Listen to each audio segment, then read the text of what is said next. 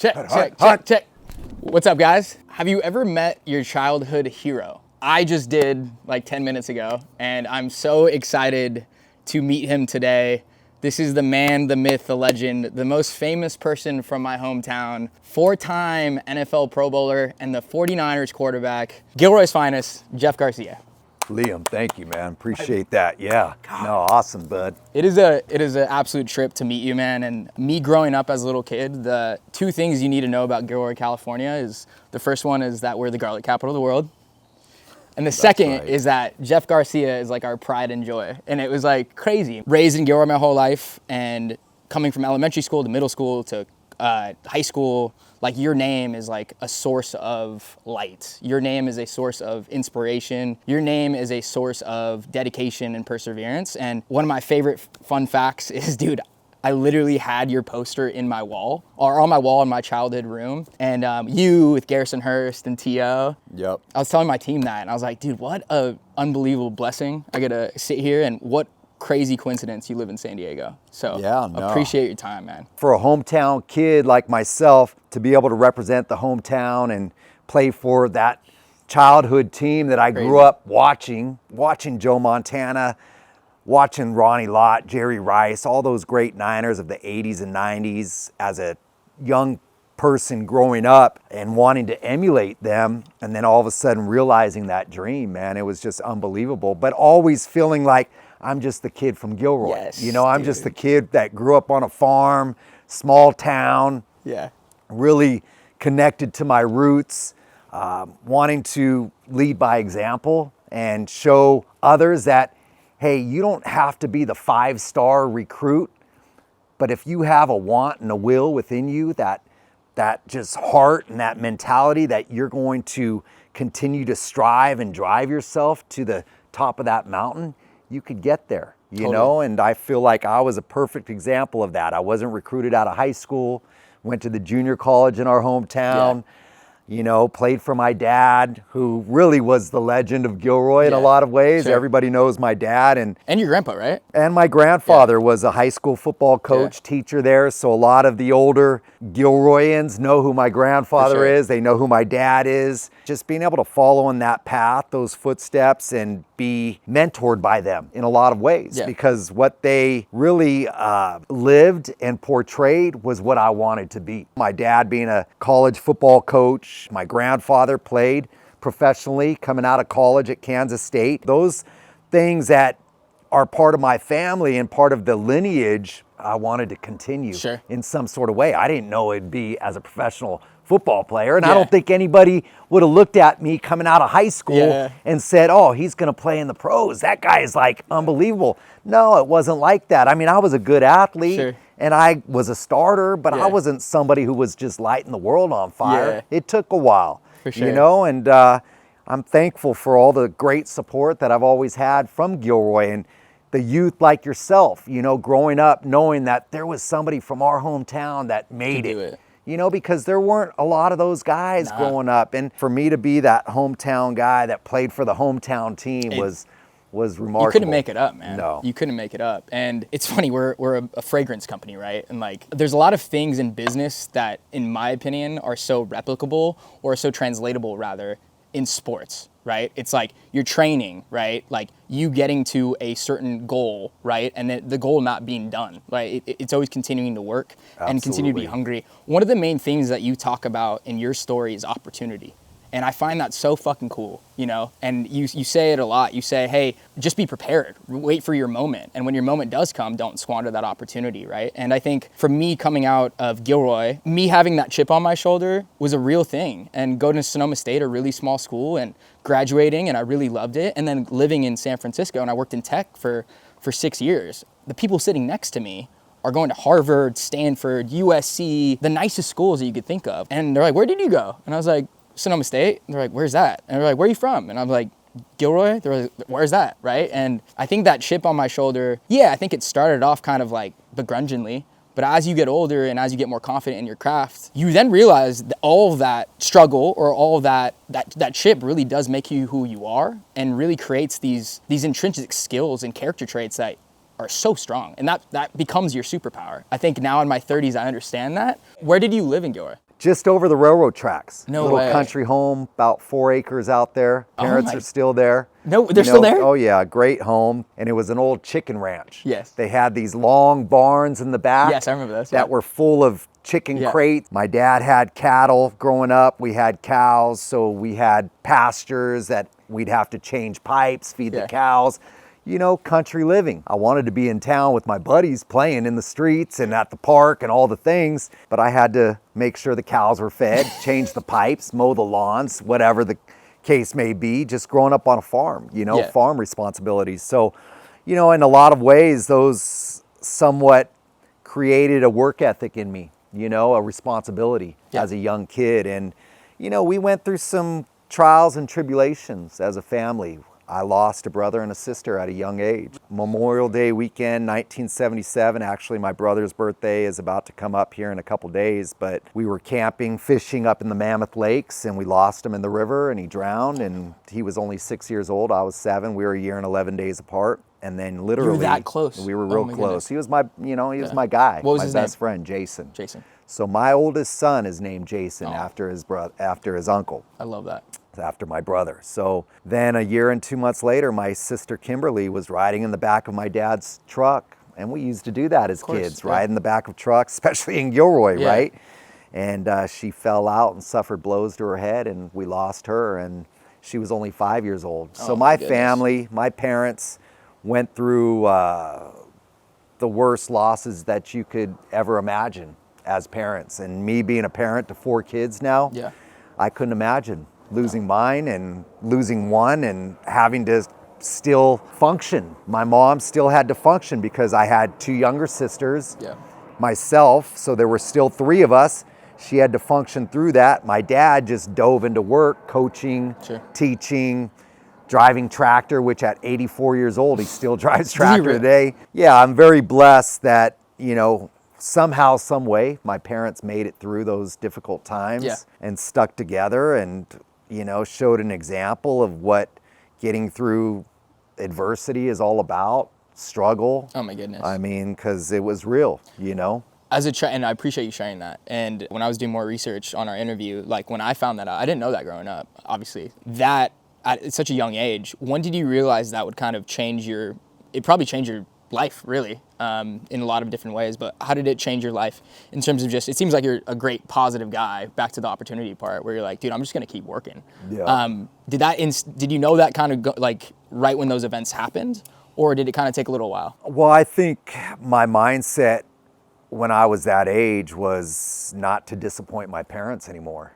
You know, they had been so disappointed by what had just happened. The last thing I wanted to do was bring on any more sadness or anger or negativity, right? So we were always with my grandma Garcia and my dad's sisters and brother, with my mom's side. Everybody was local and close, and so I grew up around a lot of cousins and family. And that's what really, you know, helped keep the bond together, and then being able to be around my dad. He was such an inspiring, motivating personality. What he got players to believe in and reach beyond what they thought their limits were and what they were capable of is really what I'm an example of.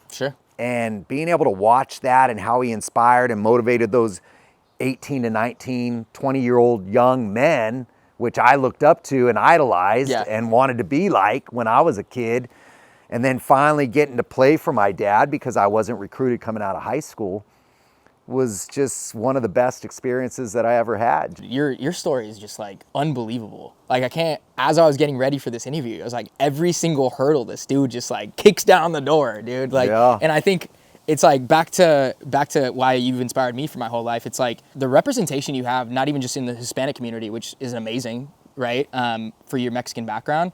It's like every kid thought, not necessarily I didn't need to be the quarterback of the San Francisco 49ers, but like you literally being on a poster in my room with Terrell Owens, like, you know, like it was just like, it was madness. You weren't even just an inspiration for like Gilroy. You were an inspiration for the entire Bay Area, you know? Like when we'd see you on TV, we're like, he's one of us. And I'm sure that in the moment, you probably kind of realized it, but it's just so cool. Like this many years later, like you're still a deep source of just inspiration for us? I never really probably realized how much of what I did on the field resonated with people. And when I started doing the pre and post game show for the 49ers back a few years ago on NBC Sports Bay Area, on that, by the way, and started coming around the Niner fans again because I had been away from them for at least a decade. And I was like, I wonder how they're going to react to me or respond to me. And once they saw me in the little tent and doing our thing, you know, Garcia, we love you, you know, all these things, right? And I'm like, gosh, thank God they like me, man. They, you know, or that, you know, the business side of things, unfortunately, took me away from the 49ers. I didn't want to leave the Niners. What was the tea on that you're able to share? Yeah, it was just more of the York family just cutting numbers, right? They were looking at it from a business standpoint. How can we save money? How can we cut corners? And they saw for the next decade that cutting corners didn't really damage the football team and the organization in a lot of ways. And it wasn't until Harbaugh came in that he resurrected it and got it going in the right direction. But they had a lot of lean years. It was unfortunate. They looked at me as probably replaceable and too expensive at the time because of my contract and what I had really earned because of all of the incentives that I had hit, the escalators that I had hit just from playing good football. Had pushed my contract to a level that they were the ones that initiated the agreement. I just signed on it. And so now they don't want to uphold that. And so I had to move on. But that being said, there was not any bitterness or anger. I think at the time I just saw that the direction of the team was going on a path that I didn't foresee a good future in ways. And it probably was time for me to go somewhere else and somewhat resurrect myself once again.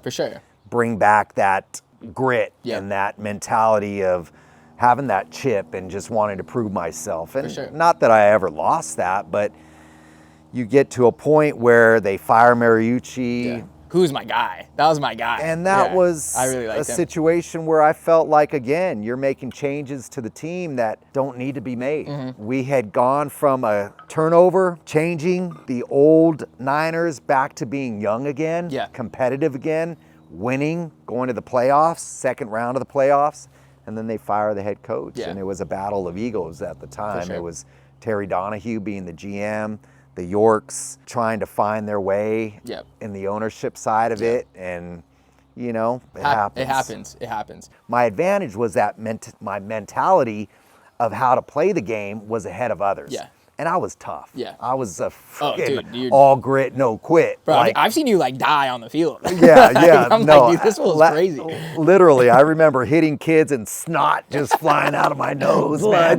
Just coming in like with my helmet. So you're quarterback at Gilroy High School. Shout out Mustangs. Gilroy High, let's go. And then you said you didn't get recruited out of high school.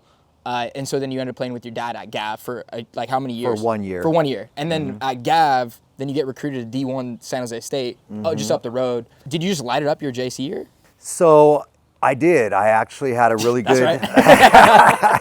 Well, you know, so this is what happened. Everybody was really simple back then. Usually 2 running backs, 2 receivers, and a tight end.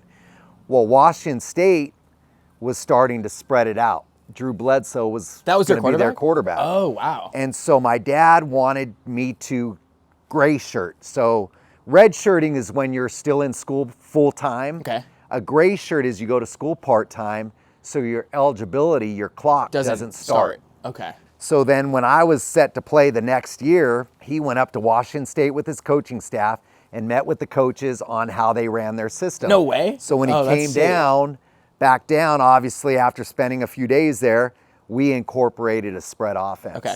So then it was just, we threw it, I ran it, I showed that I was very elusive and being able to run and do things. So I threw for, you know, I mean, over 2,000 yards, but I also ran for over 700 yards. Oh, wow, okay. So, I mean, we had a great year. We won a bowl game that year, and it brought interest. Schools that were looking for a quarterback and had interest were Wyoming, University of Utah, and San Jose State.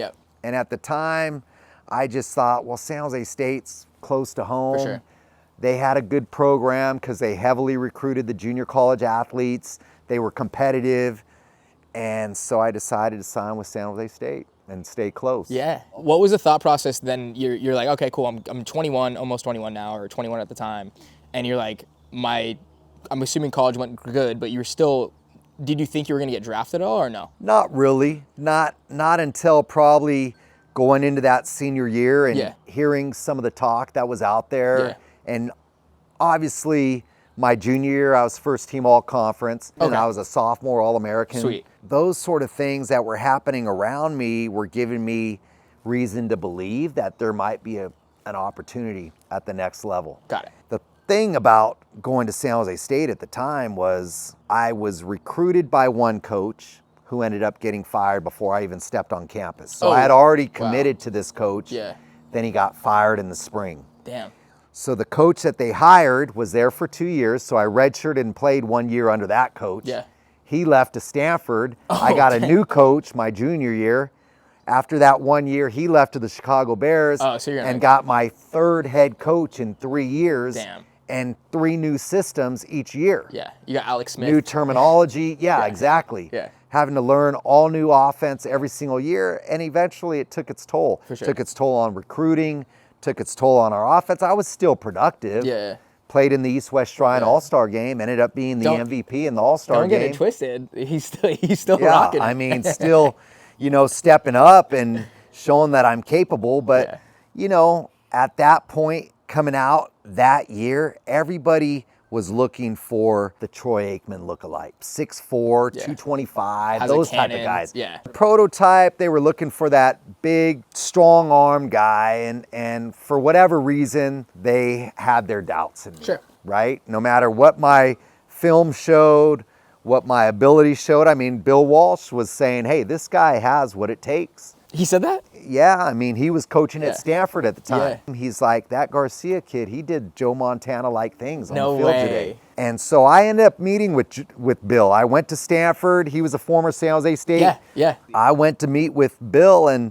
I'm like, Bill, is there any way you can help with your lineage of coaches that are in the league now from all those years being with the 49ers? He's got great coaches out there that are now head coaches, assistant coaches. Hey, you believe in me. Yeah. Do you think any of them will listen to you? Yeah. And he's like, hey, I'll try, Jeff. You deserve it, man. And so he believed in me. Yeah. But yet it didn't lead to a door opening at that moment. Yeah. Now, Canada offered an opportunity. This is the next chapter, guys. That's the next chapter. The Canadian Football League comes calling. So you don't get drafted, don't get signed. I get one call from actually a guy by the name of Steve Mariucci. No way. And at the time, it's not the same Steve Mariucci. Yes, he was the quarterback coach of the Green Bay Packers. Okay. So he calls me. I just so happen to be at home because this is before cell phones. Yeah, call your landline. I don't have a cell phone. He called the landline. Yeah. And I'm at my apartment at San Jose State, and I answer it, and he's like, hey, Jeff, this is Coach Mariucci from the Green Bay Packers. Bill Walsh had reached out to Mike Holmgren, who was formerly... These are all like crazy head coaches, by the way. Offensive coordinator for the Niners back in the day under the great Bill Walsh teams. Mike Holmgren was the offensive coordinator, so he had gone on to be the head coach at Green Bay. So he had Mariucci call me. He's like, hey, Jeff, we have a full quarterback room. We have Brett Favre, Mark Brunell, and Ty Detmer. Yeah. We're probably going to bring in a quarterback just for training camp, then we're going to cut him. Yeah. That turns out to be Kurt Warner. No way. No way. Kurt Warner was coming out of Northern Iowa at the time. If you see the movie, the Kurt Warner movie, Underdog, there's a segment where he goes to the Green Bay Packers. And they tell him, that could have been you. Get in the huddle. And he goes, no, I'm good, coach. He turned down reps. Well, they end up cutting him, and he goes on to star in arena football before he comes to the Rams, right? Well, that being said, they're like, we're bringing in a guy. He didn't tell me who it was at the time. I found out later. But it's funny that he was the only coach that reached out to me, and here 5 years later, I end up playing for him. That being said, he goes, if you have an opportunity to go to Canada, get some experience. You never know what will happen.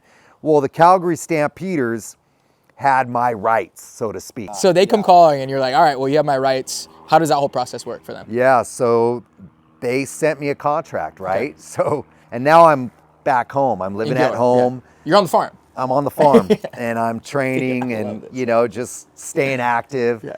I don't even know anything about like all those things about an agent and all those, like those were so new to me. Yeah. Like I was unaware of like who I should be talking to or what I should have as representation. But you're so different than what it is today. For sure. Calgary sends me a contract and they send me a 2-year contract with a 3rd-year option, but it's their option. It's not my option. Oh, so if they like what I'm doing, then they'll just keep me for that 3rd year. So I signed the 1st year of the contract and I send it back to him. Yeah. So the GM, who was also the head coach, so he gets my contract. He calls me at my parents' house. He's like, Jeff, you only signed 1 year of the contract. Where's the rest of it? And I said, well, I only signed 1 year because I only want to commit to you for 1 year because I'm thinking the NFL still, coach. And he laughs on the other, he scoffs. He goes, Jeff, come on, you aren't going to the NFL. He said that? He goes, sign the 2nd year of the contract or there is no contract. And I'm like, okay, I better sign the 2nd year. And I send it back, right? So I go up to Calgary, beautiful city, river runs right through the middle of it. Doug Flutie was the quarterback at the time. Doug Flutie was the quarterback? Yeah, Doug Flutie, Heisman Trophy winner and had been a proven player up there. He was like all-time great quarterback up there. So he was the starter. And then they had a backup who had been playing in the league for 6 years, a guy by the name of Steve Taylor who had come out of Nebraska. I was competing with another rookie to be the 3rd string quarterback. You're the Brock And Purdy, so man. again, it comes down to a training camp. It comes down to a preseason game. We each had 1 quarter in the first preseason game that we had. And when I stepped onto the field in the 4th quarter, the game's tied 14-14. And I go right down the field, throw a touchdown pass. Yeah. We stop them on defense. We get the ball back. I go right down the field, touchdown pass again. I'm 6 for 8, 2 touchdown passes. Oh, we win the game 28-14. No way. And that's what earned my spot on the team. Yeah. Because no way. It could have went another direction right then. At 23 years old, I 24 thought you were gonna years be like old. the starter, like immediately. No. It's just unbelievable that like any opportunity you get, you're like, all right, well here I am, like against all odds. Let's just crash this down. It just like having that ability to just rise up at the moment. It's like unbelievable. It's like the moment's not too big, and it's just I don't know if it's just because of what I've experienced in my life and just knowing how precious life is and living each day to the fullest and just trying to maximize each moment. And then when those moments presented themselves, just go out there and freaking do your thing, man. Yeah, if do you your prepare thing. for it. And it takes mental preparation. It takes physical preparation. It takes all those things to come together at the right time. And that's what I feel like I've been able to do. No, by definition, man. And a year and a half later, Doug goes down with an elbow injury. I'm now the backup. I step on the field. My first start is on the road. I throw for 400 plus, 2 touchdowns. We win the game. I come back home. I fly my dad up. My dad and my cousin come up to the game because it's my first start at home. The biggest game of the year, the rivalry game. Man, it's a packed house. I go out there. I throw for 546 yards, I think it is, and 6 touchdowns. I just light it up. In front of your dad and your cousin? In front of my dad, my cousin. They're probably going crazy. Everybody's wondering who the hell this Garcia is. This redheaded Mexican. And I step on the floor, man. And stepped on the field and just we lit it up, and it ended up being a great year for me. Put me on the map. I became the full-time starter the next year. Doug went on to Toronto. I stayed there in Calgary, started the next 3 years. Finally won a Grey Cup, which that's win the Super Bowl, and right? get there, that's the Super Bowl of the He won the Super Bowl CFL of Canada, which is crazy. At that point, I just opened a Mexican food restaurant in Calgary. I was living in Calgary. I'm like, we got to bring some comida up here, right? Yeah, for sure. Got to bring the Mexican flavor. And then all of a sudden, I get that call from Bill Walsh. From Bill Walsh of all people, I get the call. I had 4 other workouts. I had an offer from Miami on the table. Dope. How did that feel? felt good to get an offer, right? That's badass. Well, when the Niners called and Bill Walsh said, don't sign a contract with anybody, I'm going to bring you in for a workout. Well, that obviously became my favorite. And knowing that Steve Young was there, I'll be able to learn from Steve if I get offered a contract. Well, I went worked out. After my workout, I impressed them enough to say, hey, we're going to offer you a contract. So I signed, man. I was like, where's no the agent, no agent representing, no negotiation. Where do I sign? They said they're going to give me like $25,000 signing bonus. You're like, great, okay. The minimum for a veteran contract. It was my mom's birthday, February 14th. She's a Valentine's Day, baby. She was there in the lobby with my dad. I came out with a big smile, signed a contract, Mom and Dad, and they're like, they couldn't believe it, just the tears of joy, man. What was that moment for you? Oh, man, just like that, childhood moment coming to fruition of walking into your all-time greatest dream coming true. Dude. It was unbelievable. That season, Mariucci's the head coach, so now full circle. Insane. Hey, Steve, remember that conversation we had 5 years ago? Well, here I am, man. Wow. Here I am. I got my experience up north. Now I'm back. Ended up being the backup to Steve, and then he gets hurt in the third game of the season. Now I'm all of a sudden the starter for the Niners, thrown to the Wolves, learning trial by fire. Tell me about that moment. Tell me that moment that he gets hurt, and then you have to go in. Did you go in did he get hurt after the game, or did you have to enter the game? It was a Monday night game. We're playing on Monday Night Football in Arizona against the Cardinals. Okay. Last play for our offense in the second quarter, he gets hit by Aeneas Williams on a corner blitz. He just gets lit up. Lights him up, knocks him out. Concussion. Yeah. So I come in to start the second half. So you now have the ball. So I have the ball. Second half of the game. It's don't screw it up. We're winning. Just keep the momentum going. You're on Monday Night Football? Monday Night Football, man. This is insane. So yeah, my first introduction to the NFL is Monday Night Football. How did that game go? I mean, we won it. You won it, okay. We won That's the all that game. matters, I played mistake-free football. I didn't get sacked. I didn't turn the ball over. Yeah. And then the next week was really my first start, and that was at home. It was at home. Dude. So I'm literally, How many people from Gilroy came? Probably 1,000? Probably, yeah. The hometown kid gets his first start at home.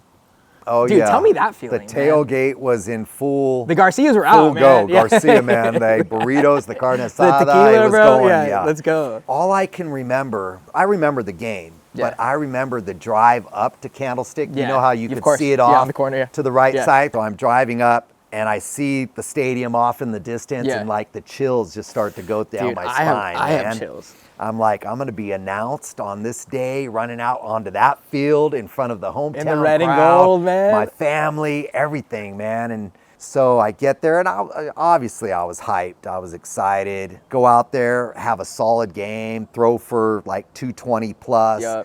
Throw for 2 TDs. I run for a touchdown. Man, it goes the way that I had hoped it go. We win. Yes. We're now 3-1 or 4-1 at the time. Wait, tell me about that win. So you get the dub. Yeah, your whole family's there. Everybody's there. I know. So getting to this point, right, of you're now the quarterback of the San Francisco 49ers, which is literally a dream that you probably couldn't even fathom growing up, being that kid from Gilroy playing for the hometown team. You get to the moment, you then exceed in the moment. But now the real work starts, right? You're not on the mountaintop just chilling. Right. You're now I have to actually fucking prove myself even more, I have to right? back that up. It just keeps going and keeps going, which is great. Absolutely.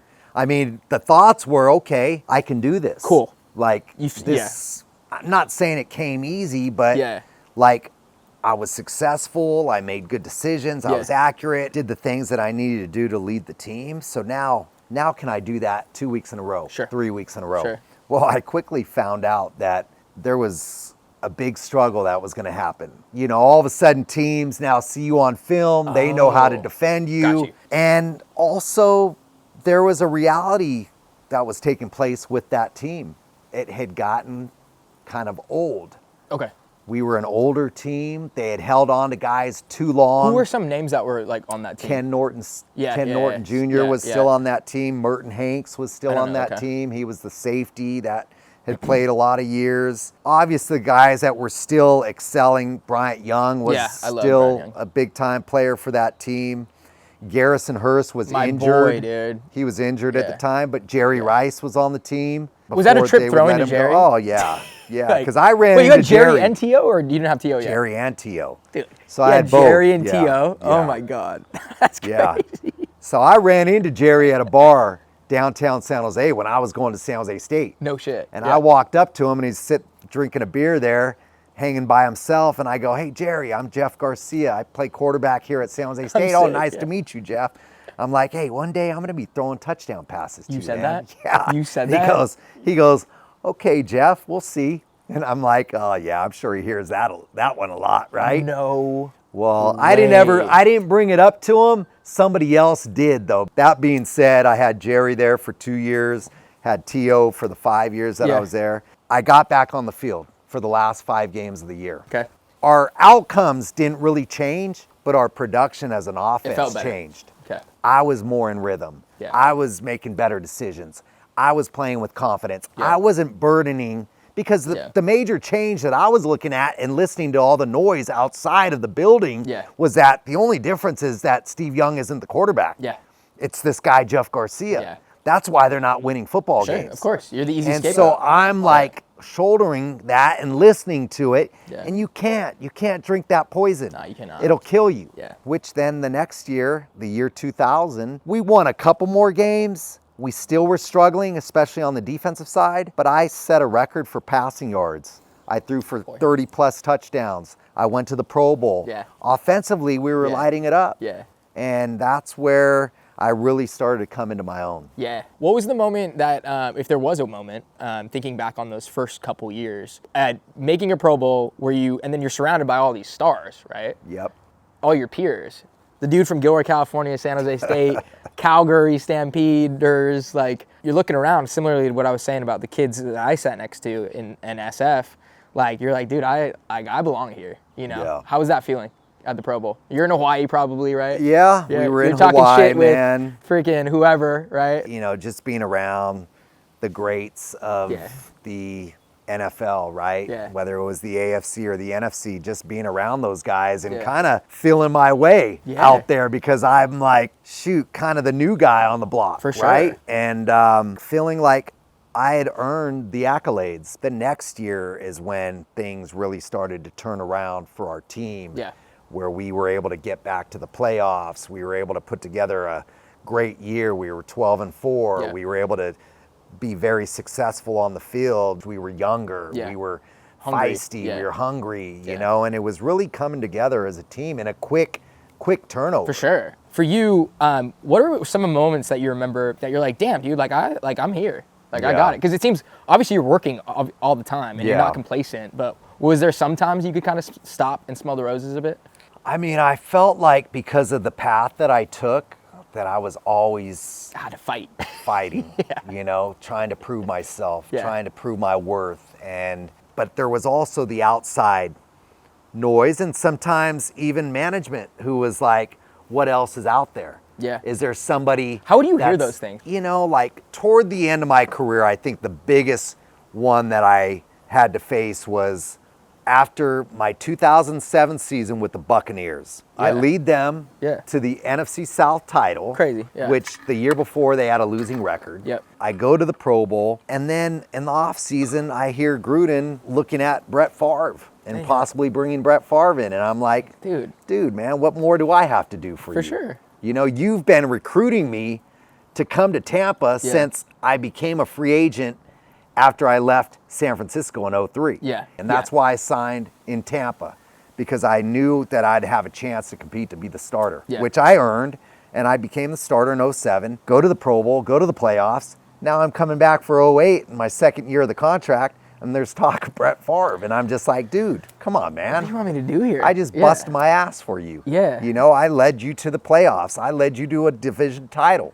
Hey, we have good things going on. Why are you going to like flirt with somebody else at this point? I kind of just, again, it was a realization that there's always going to be interest or a search for someone better And younger. or younger And cheaper. or whatever. Yeah. And I just have to manage me.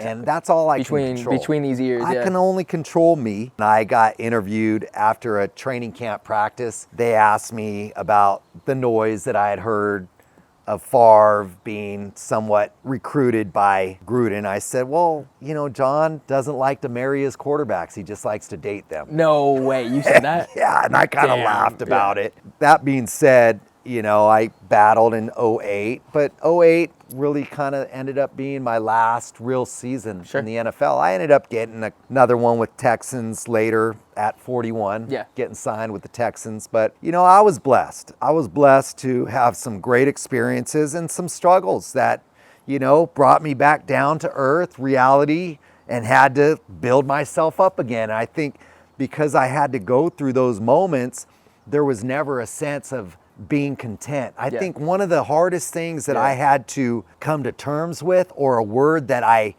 so often would push off, was contentment and satisfaction. For sure. Like I would never allow myself to feel that. And, it took a long time for me post-retirement to accept those words into my life, because I was always battling, always fighting, always pushing.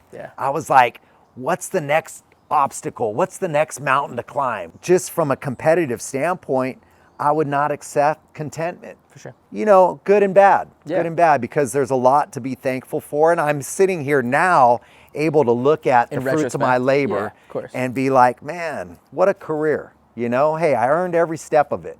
Nothing was given to me. Nothing was given. Hey, that kid from Gilroy, man, that grew up on the farm, that was running in the streets, that just... It's a movie, man. It really is. And so I feel blessed. I have 4 beautiful kids that are teenagers, that are great kids, and live in a beautiful place. And San Diego's life not bad. is good, man. Life is good. Ending your career as an athlete, me being a business guy, I've now found my true calling, right? And I played sports, and I was never the best at them. And I think this is now my sport, and I could probably be in business until I'm 80, right?